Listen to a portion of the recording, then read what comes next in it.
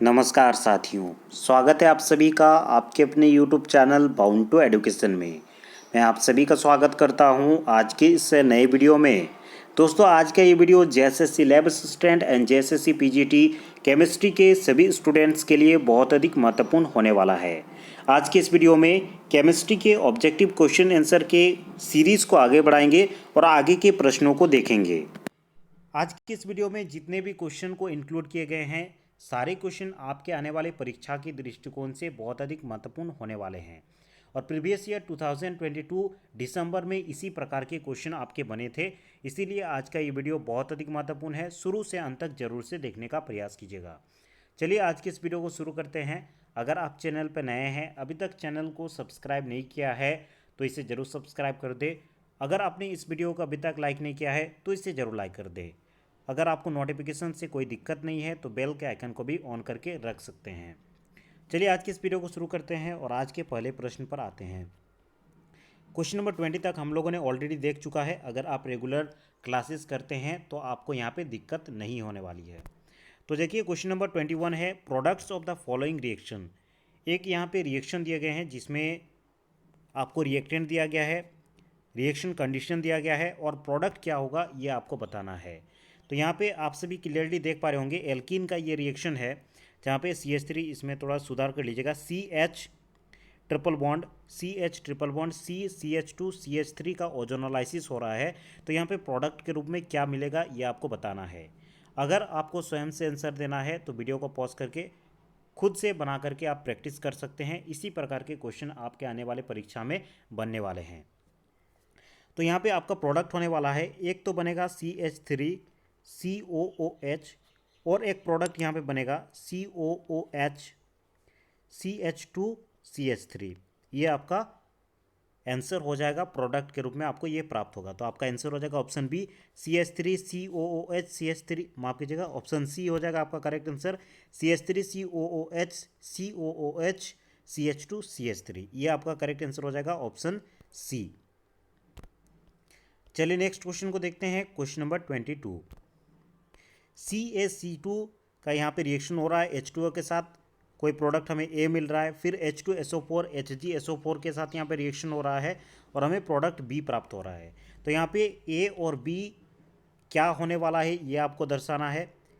Options देख लीजिए कौन सा ऑप्शन करेक्ट होगा। तो यहाँ पे देख पा रहे होंगे CaC2 का रिएक्शन हो रहा है H2O के साथ, तो यहाँ पे आपका होगा C2H2 आपको प्राप्त होगा, साथ में यहाँ पे आपका CaO मिलेगा, ठीक है, CaO मिलेगा, C2H2 प्राप्त होगा और प्लस CaO मिलेगा। अगर एक्सेस में H2O लेते हैं तो CaOH होल 2 मिलेगा, ठीक है। और इसी की रिएक्शन को अगर आप प्रोसीड करते हैं H2SO4 in presence of HgSO4 के प्रेजेंस में, तो आपको यहाँ पे और एक प्रोडक्ट मिलेगा, अर्थात कि प्रोडक्ट B मिलेगा, CH3CHO, ये आपको मिलेगा। तो इस क्वेश्चन का करेक्ट आंसर हो जाएगा ए। आपका जो प्रोडक्ट बन रहा है ये C2H2 बन रहा है और यहाँ पे B बन रहा है CH3CHO। ऑप्शन ए आपका करेक्ट आंसर हो जाएगा। मुझसे जितना हो सके मैं ऑब्जेक्टिव क्वेश्चन आंसर आपका क्लियर करवा दूंगा। अगर आपको खुद से प्रैक्टिस करना है तो इस बुक का PDF आप ले सकते हैं, नीचे टेलीग्राम ID का लिंक मिल जाएगा। अगर आपको इस बुक का PDF चाहिए तो आप मुझसे कॉन्टैक्ट कर सकते हैं, मैं आपको बुक का PDF प्रोवाइड करवा दूंगा। नेक्स्ट क्वेश्चन है the compound C in the following reaction. यहाँ पे एक रिएक्शन दिया गया है, कंपाउंड सी क्या होगा ये आपको बताना है। ऑप्शंस देख लीजिए, ऑर्थो ब्रोमोटोल्बिन होगा, मेटा ब्रोमोटोल्बिन होगा, पारा ब्रोमोटोल्बिन होगा, या फिर ऑप्शन डी है देखिए 3 ब्रोमो 2,4,6 ट्राइक्लोरोटोल्बिन होगा। चलिए इस क्वेश्चन का करेक्ट आंसर देने का प्रयास करेंगे।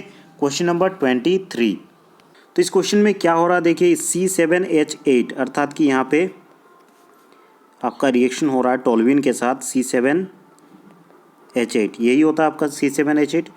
यहाँ पे रिएक्शन हो रहा है 3 क्लोरीन के साथ Cl2 और यहाँ पे हीट दिया जा रहा है। तो आपका जो पहला प्रोडक्ट बनने वाला है, अर्थात कि ए जो बनने वाला है वो हो जाएगा ऊपर में CH3 आ जाएगा, माफ कीजिएगा CCl3 आ जाएगा। उसके बाद फिर से Br2 के साथ रिएक्शन हो रहा है, तो आपका यहाँ पे B जो मिलेगा वो मिलेगा यहाँ पे मेटा पोजीशन पे आएगा। उसके बाद ZnHCl फिर से किया जा रहा है, ZnHCl तो आपका ऊपर में जो CCl ग्रुप है वो CCH3 में कन्वर्ट हो जाएगा, माफ कीजिएगा CH3 में कन्वर्ट हो जाएगा, और नीचे मेटा पोजीशन पे Br रहेगा। ठीक है, तो यहाँ पे जो आपका प्रोडक्ट मिलने वाला है वो मिलेगा मेटा ब्रोमोटोल्बिन। ऑप्शन बी आपका करेक्ट आंसर हो जाएगा। ठीक है, मेटा ब्रोमोटोल्बिन आपको मिलने वाला है, ऑप्शन बी। नेक्स्ट क्वेश्चन है, देखिए the compound x in the reaction. यहाँ पे बेंजीन रिंग दिया गया है, ICl के साथ रिएक्शन हो रहा है, रिएक्शन कंडीशन दिया गया है एनहाइड्रस AlCl3, और यहाँ पे प्रोडक्ट X बन रहा है। तो ये X प्रोडक्ट क्या होने वाला है ये आपको बताना है।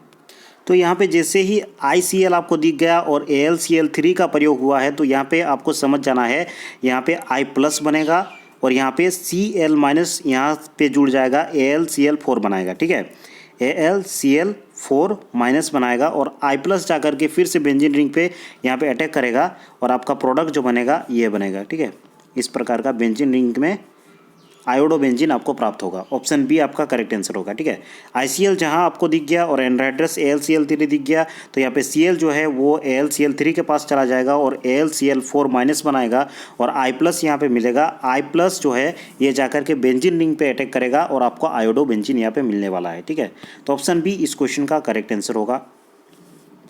नेक्स्ट क्वेश्चन देखिए, isopropyl benzene on air oxidation in the presence of dilute acid gives C6H5COOH या फिर C6H5COCH3। ऑप्शन सी है देखिए C6H5CHO या फिर लास्ट ऑप्शन है C6H5OH।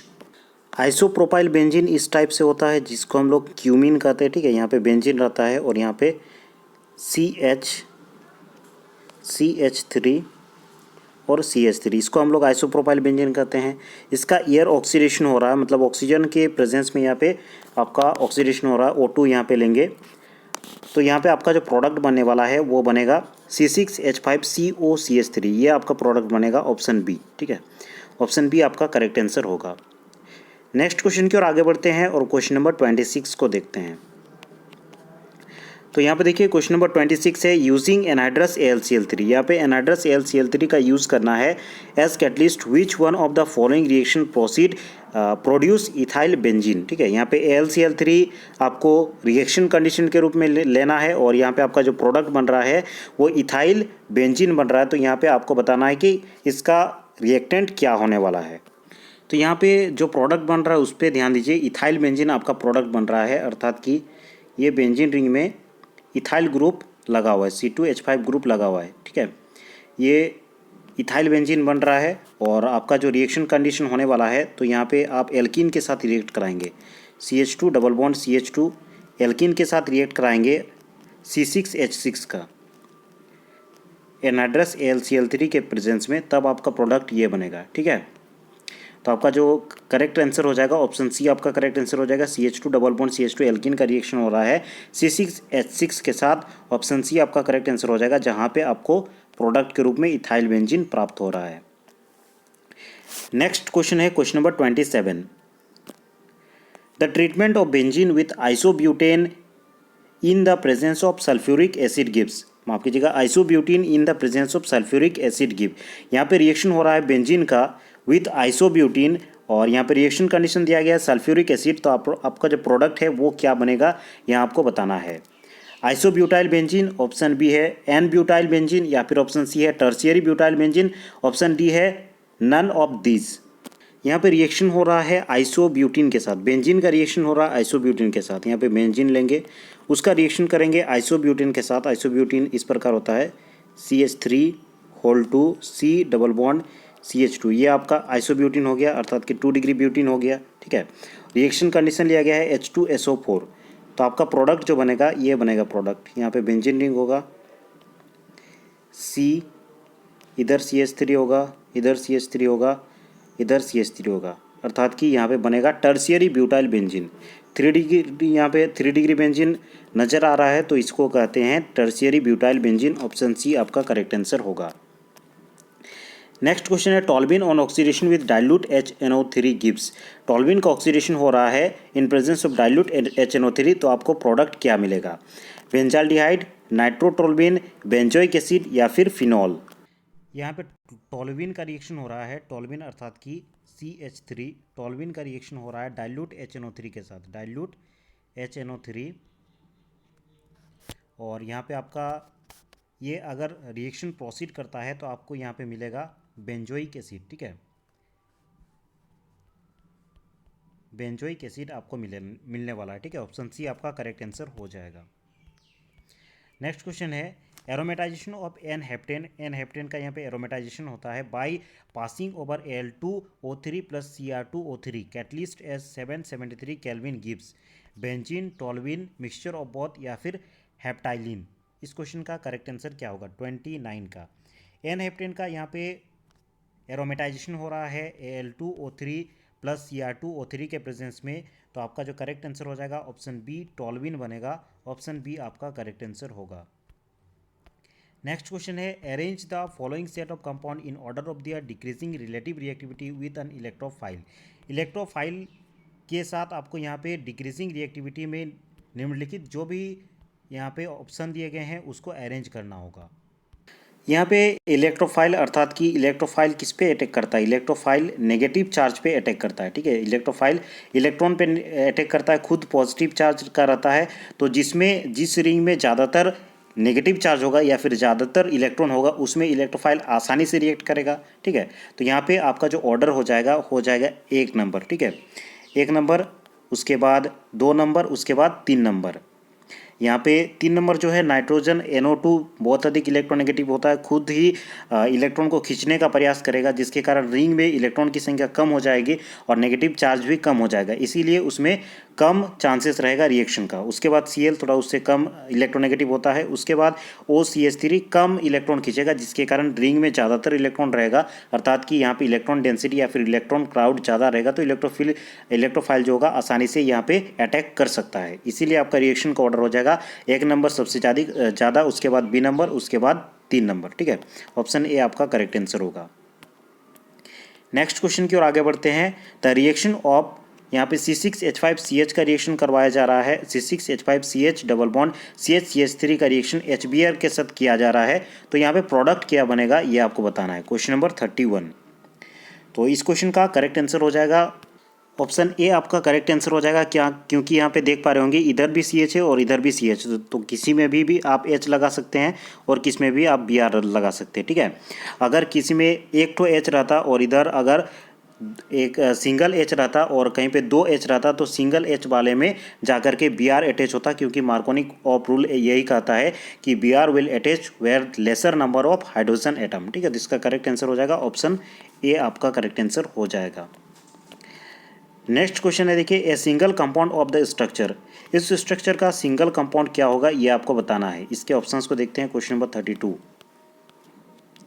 Is obtain from the ozonolysis of which of the following cyclic compound. इन्हीं में से ये जो हम लोगों ने ध्यान से देखिए इसको, ये जो आपको यहाँ पे प्रोडक्ट दिख रहा है और यहाँ पे कुछ स्ट्रक्चर दिए गए हैं, इन्हीं स्ट्रक्चर का ओजोनोलाइसिस करके वो प्रोडक्ट बना है। तो कौन सा स्ट्रक्चर ऐसा है जिसका ओजोनोलाइसिस करके जो हम लोगों ने अभी स्ट्रक्चर देखा वो बना है? तो इस क्वेश्चन का करेक्ट आंसर हो जाएगा आपका ऑप्शन नंबर ए, ये वाला आपका करेक्ट आंसर हो जाएगा। इसका ओजोनोलाइसिस करके जो हम लोगों ने स्ट्रक्चर देखा वो आप बना सकते हैं। नेक्स्ट क्वेश्चन है, देखिए what products are formed when the following compound is treated with Br2 in presence of FeBr। तो यहाँ पे इसका ट्रीटमेंट किया जा रहा है Br2 के साथ इन प्रेजेंस ऑफ FeBr, ठीक है, इन प्रेजेंस ऑफ FeBr3। तो आपका प्रोडक्ट क्या बनेगा ये आपको बताना है। तो चलिए क्वेश्चन नंबर 33 का करेक्ट आंसर बताने का प्रयास करेंगे। तो इस क्वेश्चन का करेक्ट आंसर हो जाएगा ऑप्शन सी। इसको अगर ट्रीटमेंट करते हैं Br2 के साथ, तो यहाँ पे एक बार ऑर्थो पोजीशन पे और एक बार पारा पोजीशन पे यहाँ पर Br आएगा, ठीक है। तो आपका करेक्ट आंसर हो जाएगा ऑप्शन सी। यहाँ पे ऑर्थो पोजीशन पे और यहाँ पर पे पारा पोजीशन पे आएगा, तो इसका करेक्ट आंसर हो जाएगा ऑप्शन सी। आगे बढ़ते हैं और नेक्स्ट क्वेश्चन को देखते हैं। नेक्स्ट क्वेश्चन है, देखिए some meta directing group in aromatic substitution are given, which one is the most deactivating. यहाँ पे मेटा डायरेक्टिंग कुछ ग्रुप दिए गए हैं, इसमें से आपको बताना है कि मोस्ट डीएक्टिवेटिंग ग्रुप कौन सा होगा। तो यहाँ पे NO2 जो ग्रुप होगा ये मोस्ट डीएक्टिवेटिंग ग्रुप होगा, क्योंकि इलेक्ट्रॉन विथड्रॉइंग ग्रुप है, इसीलिए ज़्यादातर ये जो होगा ये डीएक्टिवेट करेगा रिंग को, इसीलिए इसको कहेंगे NO2 जो होगा मोस्ट डीएक्टिवेटिंग ग्रुप होगा। ऑप्शन सी आपका करेक्ट आंसर होगा। नेक्स्ट क्वेश्चन है, देखिए question number 35। Which of the following compound will not undergo Friedl Crafts reaction easily. कौन सा कंपाउंड ऐसा है जो कि Friedl Crafts reaction easily proceed नहीं करेगा, ये आपको बताना है। जाइलिन, नाइट्रोबेंजीन, या फिर ऑप्शन सी है टोल्यूइन, या फिर ऑप्शन डी है क्यूमिन। तो इस क्वेश्चन का करेक्ट आंसर हो जाएगा ऑप्शन बी, क्योंकि बहुत ज़्यादा इलेक्ट्रोनेगेटिव होता है नाइट्रोबेंजीन में, जो नाइट्रो ग्रुप होता है, तो इजीली फ्राइडल क्राफ्ट रिएक्शन नहीं शो करेगा। ऑप्शन बी इसका करेक्ट आंसर होगा। नेक्स्ट क्वेश्चन है, देखिए यहाँ पे एक रिएक्टेंट दिया गया है और दो प्रोडक्ट बन रहा है, एक मेजर प्रोडक्ट और एक माइनर प्रोडक्ट। तो यहाँ पे मेजर प्रोडक्ट क्या है आपको ये चीज़ बताना है, ठीक है। तो रिएक्शन को थोड़ा अच्छा से देखिए और इस क्वेश्चन का करेक्ट आंसर क्या होगा ये बताने का प्रयास कीजिए। तो ये आपका रिएक्टेंट है जहाँ पे हाइड्रोलाइज किया जा रहा है, तो यहाँ पे आपका मेजर प्रोडक्ट के रूप में बनेगा ऑप्शन सी आपका करेक्ट आंसर हो जाएगा।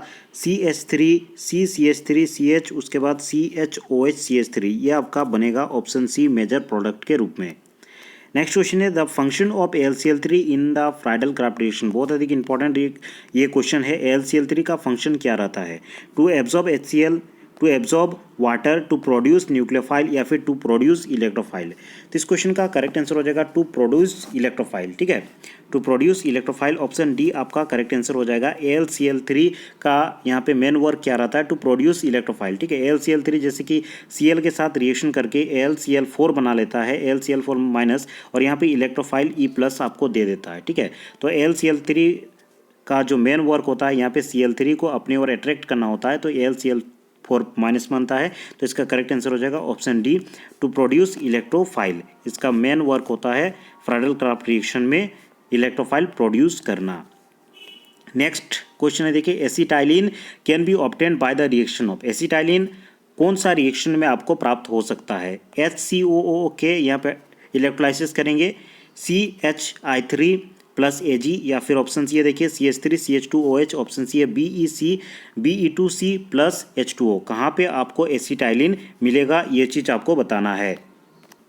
एसिटाइलिन क्या होता है? एसिटाइलिन को ही हम लोग एल्किन कहते हैं, आप सभी इससे परिचित होंगे। CH ट्रिपल बॉन्ड CH, ये आपको किस रिएक्शन से बनेगा ये आपको बताना है, ठीक है। तो एल्किन का प्रिपरेशन अगर आपने पढ़ा है तो आपको पता होगा। इसका करेक्ट आंसर हो जाएगा ऑप्शन बी।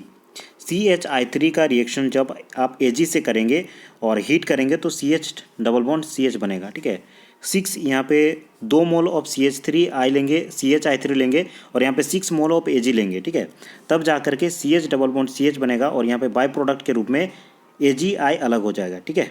AgI अलग हो जाएगा, ये आपका पूरा रिएक्शन होगा, ठीक है। इस रिएक्शन को प्रोसीड करेंगे तो CH double bond CH acetylene आपको मिलेगा और साथ में AgI आपको मिलेगा, ठीक है। नेक्स्ट क्वेश्चन है, देखिए which of the following compound is aromatic. कौन सा कंपाउंड यहाँ पे एरोमेटिक है ये आपको बताना है।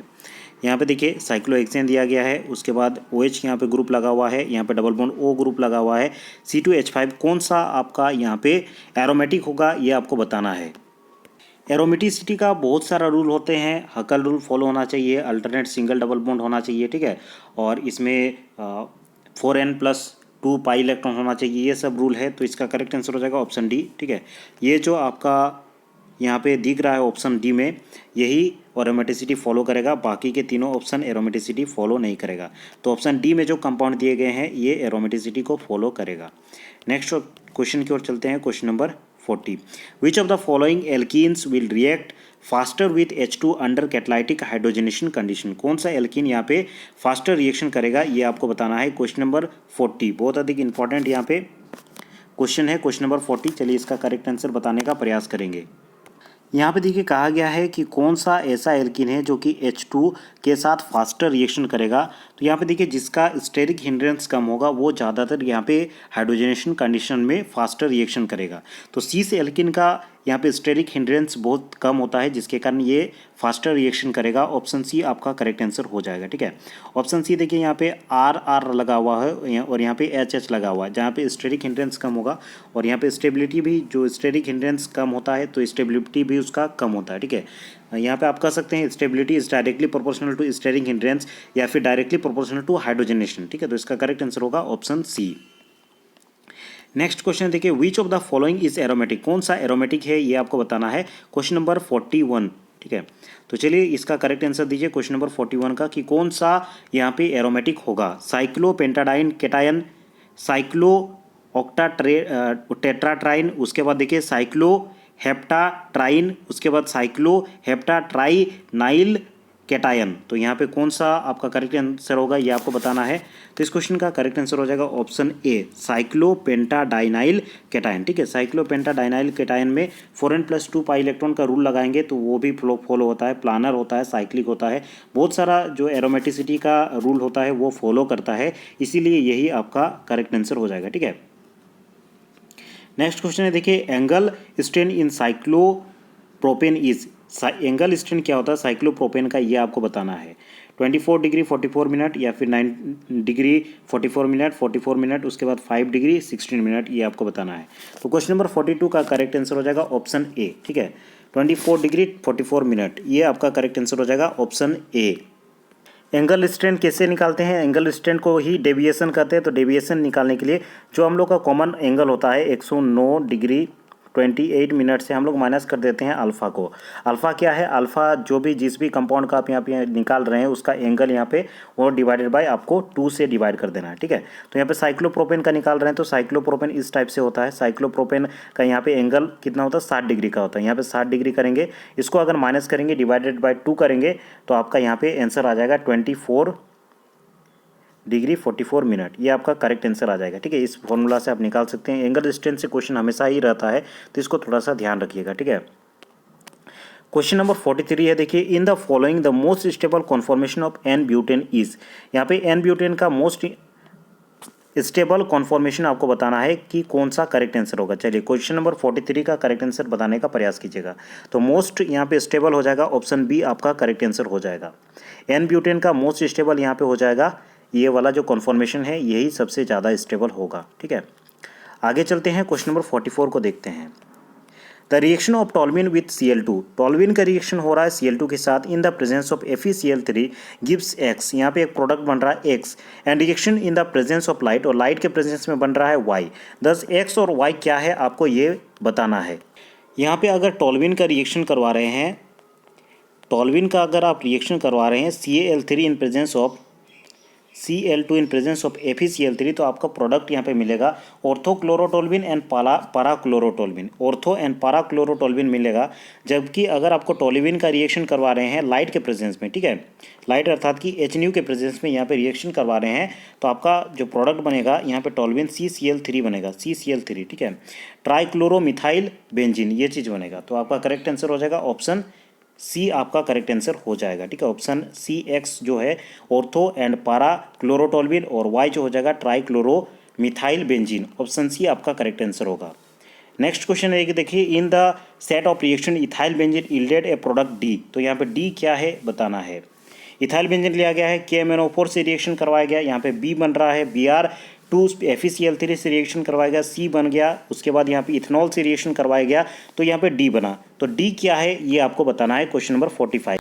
तो यहाँ पे इथाइल बेंजीन का रिएक्शन करवाएंगे KMnO4 के साथ, तो यहाँ पे ऑक्सीडेशन होगा और आपका बनेगा